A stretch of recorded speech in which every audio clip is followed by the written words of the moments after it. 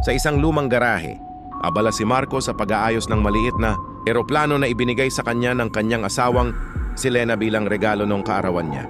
Biglang dumating si Lena at sinabi na aalis na siya papuntang Paris para sa isang mahalagang business conference. Inaya niya si Marco na sumama, ngunit tumanggi ito dahil marami pa siyang kailangang tapusin na trabaho. Makalipas ang ilang oras, dumating si Marco sa isang lihim na ahensya ng gobyerno. Habang papunta siya sa departamento ng pag-aanalisa ng mga encrypted na datos, dumaan siya sa mahihigpit na security scanner na siya mismo ang nagdisenyo. Pag-upo niya sa kanyang workstation, nakatanggap siya ng mensahe mula sa isang hindi kilalang contact na matagal na niyang kausap. Gaya ng dati, may iniaalok itong sensitibong impormasyon kapalit ng bayad. Ngunit sa pagkakataong ito, nagbigay babala ang misteryosong contact na ang laman ng mga file ay maaaring magdulot ng matinding panganib sa buong ahensya. Sinubukan ni Marco hulaan kung saan nanggaling ang mensahe, ngunit hindi siya pinansin. Sinimulan niyang suriin ang data, ngunit kahit gaano siya kahusay, hindi niya agad mabuksan ang code. Pagkatapos ng tanghalian, bumalik siya sa opisina at tinawagan siya ni Lena upang sabihing nakarating na siya sa Paris. Hindi na siya nagulat dahil sinusubaybayan niya ang biyahe nito. Sandali lang ang usapan nila dahil masyadong abala si Marco sa misteryosong file. Dahil hindi niya pa rin ma-decrypt ang data, dinala niya ang kanyang computer sa isang restricted area kung saan may mas advanced na sistema. Matapos ang matinding pagsusuri, tuluyan niyang nabuksan ang laman ng mga dokumento at nabigla siya sa kanyang natuklasan. Pinapakita ng mga ito ang isang lihim na operasyon ng gobyerno, isang drone strike na itinago bilang isang aksidenteng pagsabog. May mga ulat na nagsasabing maraming nasawi, kabilang ang mga sundalo mula sa iba't ibang bansa. At ang mas nakagugulat, ang operasyon ay pinahintulutan mismo ng kanyang nakatataas. Kinagabihan, sinubukan niyang tawagan si Lena ngunit hindi ito sumagot, kaya nag-iwan siya ng mensahe. Kinabukasan, pagdating niya sa opisina, sinalubong siya ng kanyang boss at dinala sa opisina ng bagong direktor. Doon niya nalaman ang masamang balita, may naganap na pag-atake sa isang hotel sa Paris at kabilang si Lena sa mga nasawi. Hindi ito matanggap ni Marco, ngunit ipinakita sa kanya ang mga balita at CCTV footage na nagpapatunay sa nangyari. Pag-uwi niya, nadatnan niya ang maraming reporter sa labas ng bahay. Sa tulong ng isang kaibigan, nakapasok siya nang hindi napapansin. Kinabukasan, hinarap niya ang kanyang boss at ang kanyang supervisor dahil sa kanyang mga hinala. Hindi siya makapaniwala na nakalusot ang mga salarin sa napakaraming security system ng lungsod. Sinabi sa kanya na iniimbestigahan na ang lahat, ngunit pinauwi siya upang magpahinga.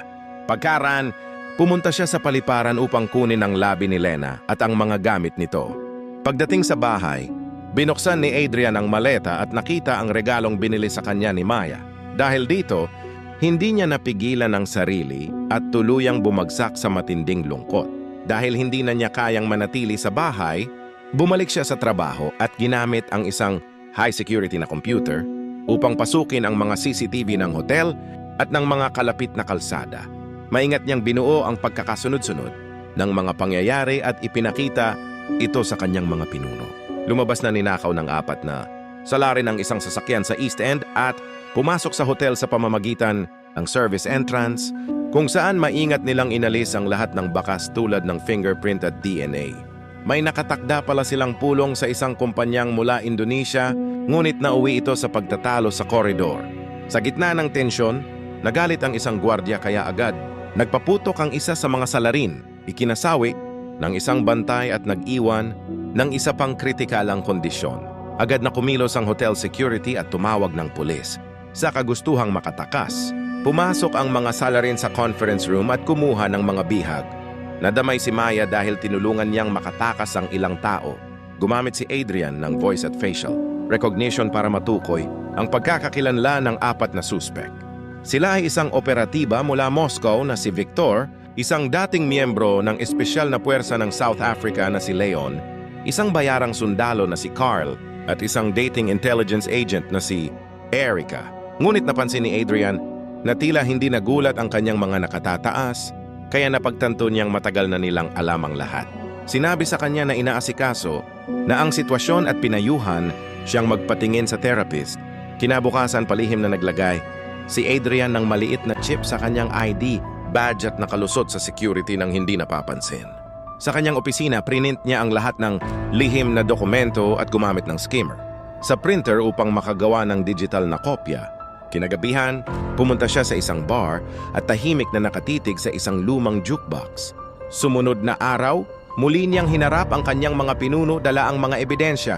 Isa-isa niyang ibinunyag ang mga madidilim na operasyon ng kanyang boss, kabilang ang pambobomba sa isang ospital at pag-atake sa isang base na kumitil ng libo-libong inosente. Nagbanta siyang ilalabas ang lahat nang ito sa direktor at ibinunyag na may naka-activate siyang dead man switch. Kung hindi siya maglalagay ng code kada 5 oras, automatikong ipapadala ang lahat ng ebidensya sa malalaking media outlet. Kapalit ng kanyang pananahimik, humingi siya ng kumpletong pagsasanay, pekeng pagkakakilanlan, pera, armas, at impormasyon tungkol sa mga pumatay kay Maya. Pagkatapos ng pag-uusap, bumalik siya sa kanyang sasakyan at napasuka dahil sa sobrang stress.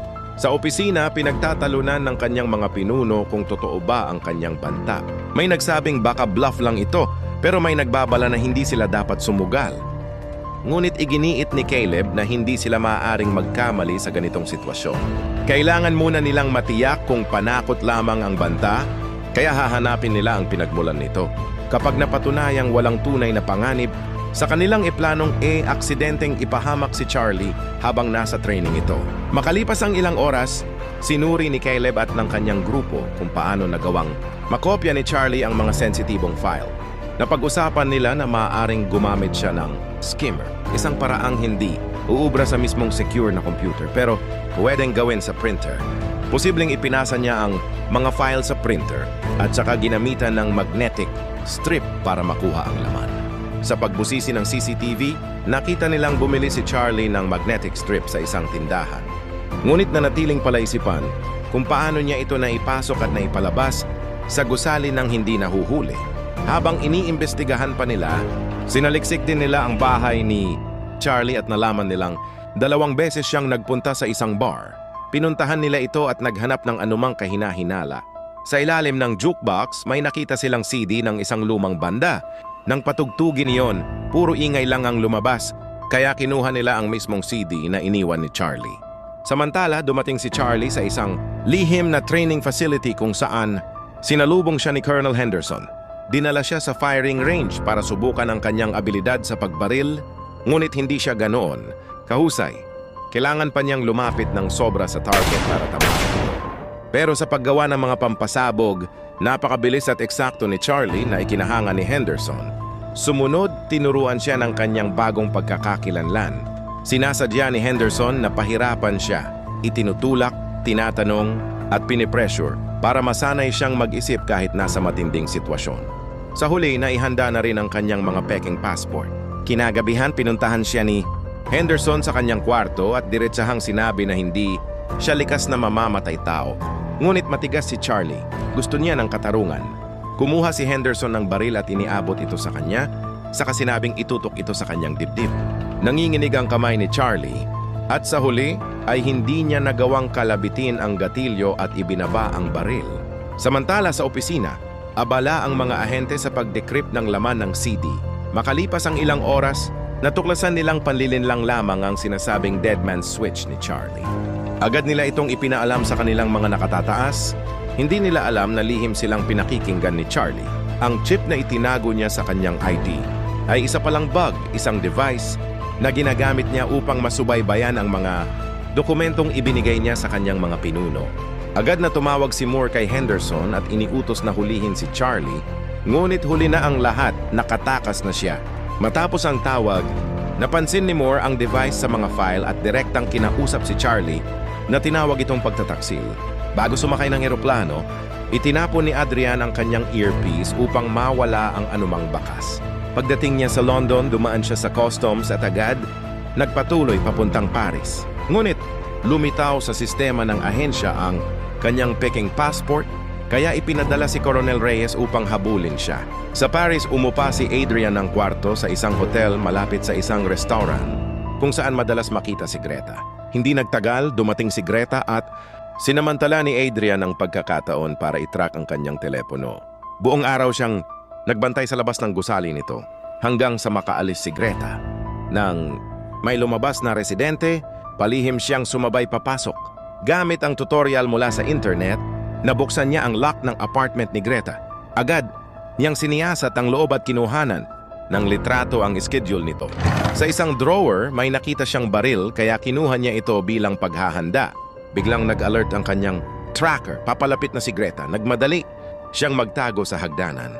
Ngunit nang aktwal na makita niya si Greta pag-uwi nito, hindi niya nagawang pumutok. Nadismaya siya sa sarili at bumalik sa hotel na tila umaasang nandoon si Maya. Matapos huminahon, muling sinuri ni Adrian ang mga litrato at napansin niyang madalas pumunta si Greta sa ospital.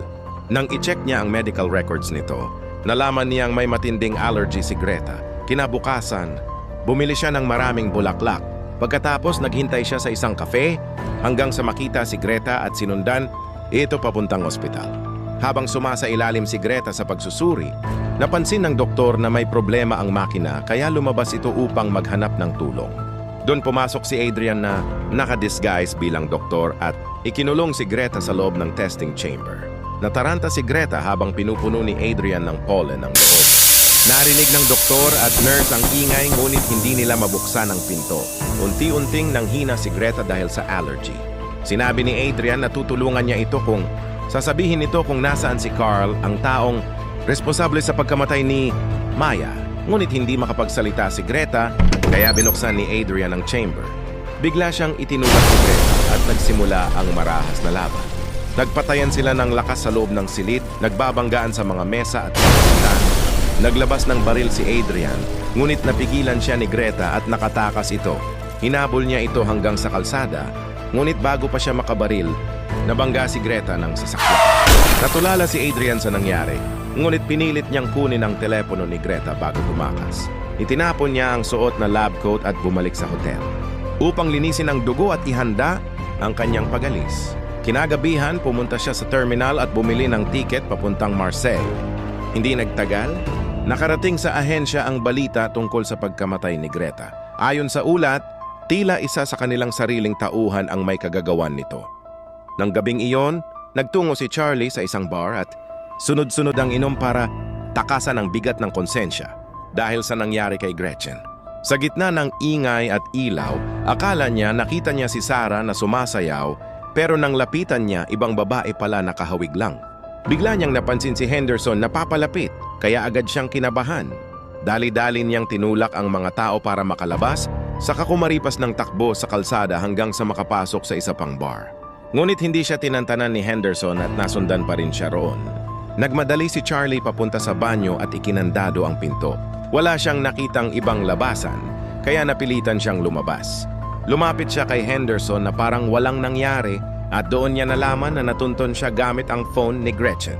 Habang nag-uusap sila, palihim na ipinakita ni Charlie ang timer sa kanyang cellphone, saka biglang tumakbo palabas. Ilang segundo lang sumabog ang banyo at nagdulot ng matinding kaguluhan sa bar, dahilan para mawala siya sa paningin ni Henderson. Hindi na rin gumana ang tracker na ginagamit nito.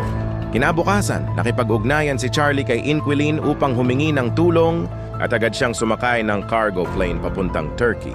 Pagdating sa Istanbul, dumiretso siya sa isang restaurant at nagpadala ng mensahe kay Inquilin. Napansin niya ang isang lalaking may tumutunog na cellphone at sinubukan niya itong lapitan. Pero pinigilan siya ng isang babae at sinabihang tingnan ang sarili niyang phone. Maya-maya, umalis siya sa restaurant at muli siyang nilapitan ng babae na nagsabing siya si Inquilin. Alam na nito ang nangyari sa asawa ni Charlie, kaya pinatago niya ang sombrero at bag nito sa isang shopping bag. Pinagpanggap niya si Charlie na mamimili muna at pinapunta sa isang garahe. Pagkaraan ng ilang sandali, nagkita silang muli at isinakay siya nito papunta sa bahay niya. Habang nasa biyahe, ibinahagi ni Inquilin na naging hacker siya 6 na taon na ang nakalipas matapos mamatay ang kanyang asawa. Isa itong lihim na ahente na konektado sa CIA at Russian intelligence. Siya rin ang dating gumagamit ng pangalang Inquilin at nagturo sa kanya ng lahat. Ayon sa ulat, aksidente raw itong nahulog mula sa bintana, pero halatang may tinatago ang kwento. Pagdating sa bahay, sinabi ni Inquilin na ito lang ang lugar na natagalan niya ng higit sa 3 taon at aminado siyang pagod na siya sa patuloy na pagtakas. Kung sakaling matuntun siya ng mga Russian, Handa siyang wakasan ang sariling buhay gamit ang baril na nakatago. Pagkatapos nito, pinag-usapan nila ang kanilang target. Si Horst ang utak na kumukuha ng mga bayarang sundalo.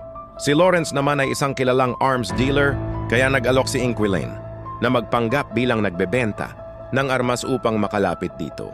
Samantala, si Mishka ay isang taong laging naglalakbay at halos lahat ng kilos ay ibinabahagi online. Sinuri nila ang mga larawan at napansin ang isang babaeng madalas kasama ni Mishka. Masusing pinag-aralan ng grupo ang mga larawan at napansin nila na may kasamang babae ang target. Sa tulong ng facial recognition, natuntun nila ang social media nito at nakumpirmang nasa Spain. Kinabukasan, inutusan ni Caleb ang kanyang koponan na bantayang mabuti ang terorista upang matuntun si Charlie.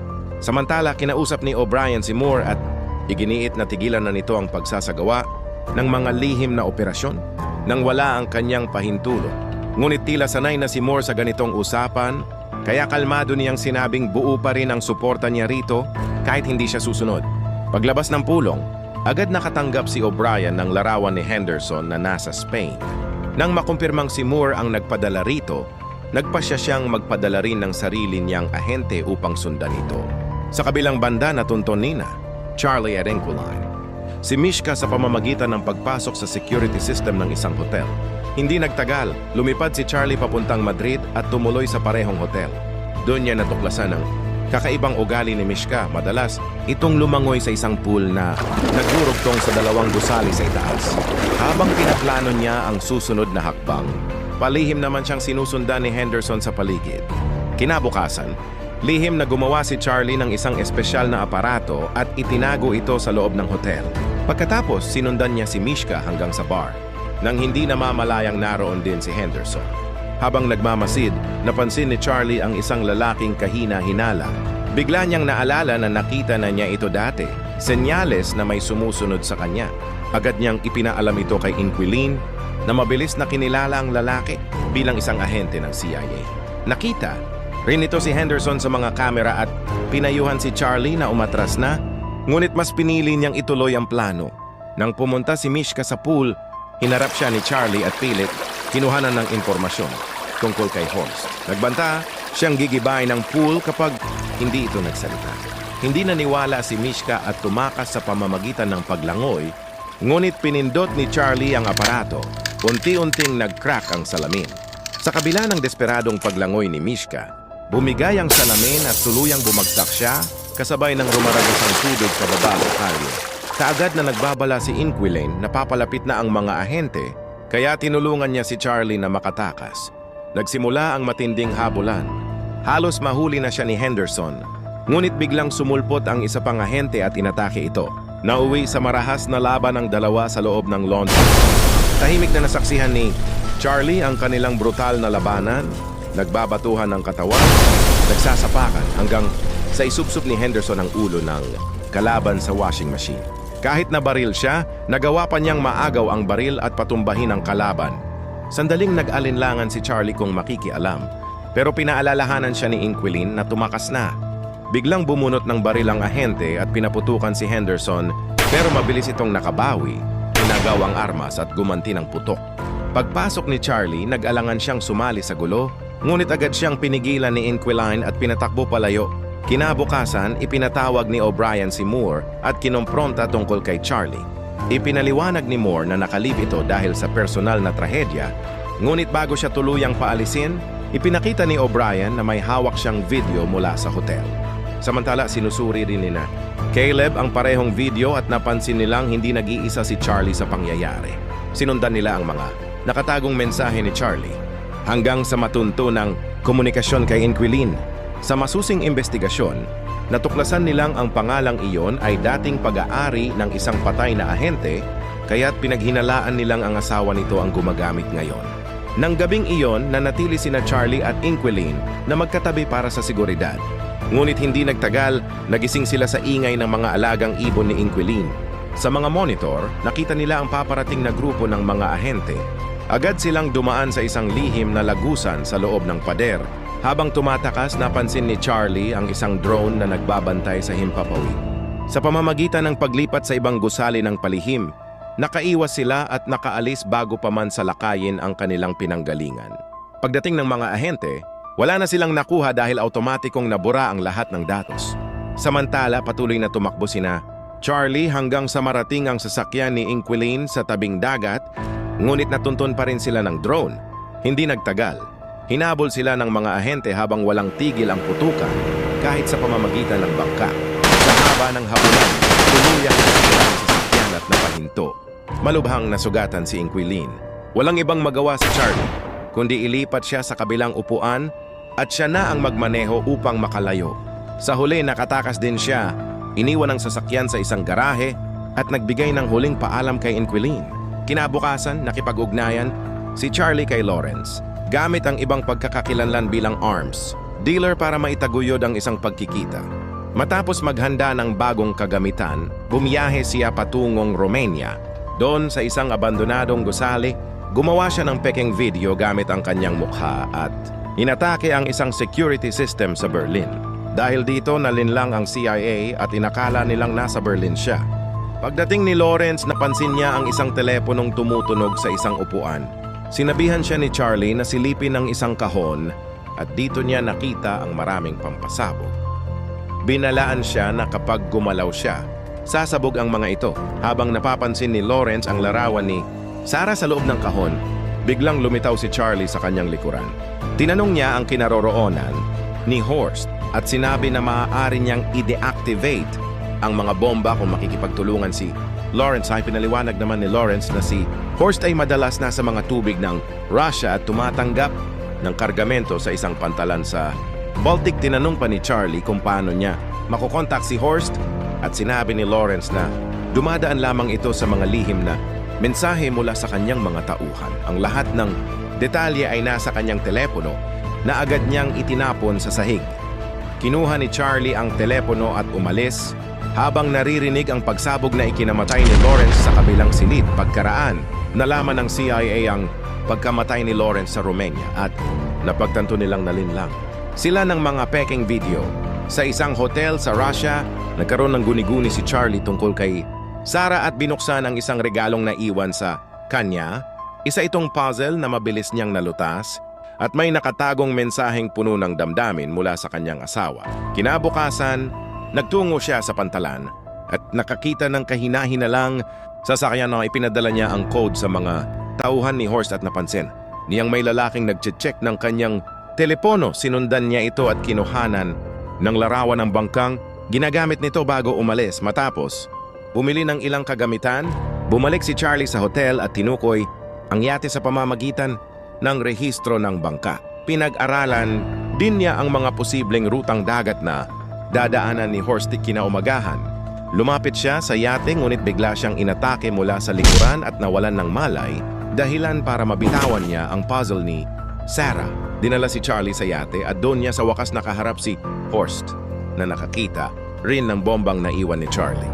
Noon napansin ni Horst na kaya lamang niyang pataksil na pumatay si Charlie at hindi harapang labanan, kaya binigyan niya ito ng baril at hinamon na gawin ang aktwal na pagpatay. Ngunit hindi ito nagawa ni Charlie at ibinaba ang baril. Biglang nagbago ng direksyon ang yate at nagkagulo ang mga tao roon. Inihayag ni Charlie na siya na ang kumokontrol sa yate na pagmamayari ng CIA dahil siya ang gumawa ng mga sistema ng proteksyon nito. Madali niyang nahack ang kontrol at ipinadala ang barko patungong Finland. Di nagtagal, pinalibutan ng Finnish Navy at Interpol ang yate at inaresto si Horst at ang kanyang mga kasama. Kalaunan, nagbigay si O'Brien ng pahayag sa media tungkol sa pagkakahuli ng mga tiwaling ahente na gumamit ng yaman ng CIA para sa ilegal na gawain. Nilapitan si Charlie ni Henderson at pinuri siya sa kanyang ginawa. Pagkatapos, bumisita sa puntod ni Sarah, umuwi si Charlie at sa wakas ay muling sumakay ng eroplano upang maglakbay.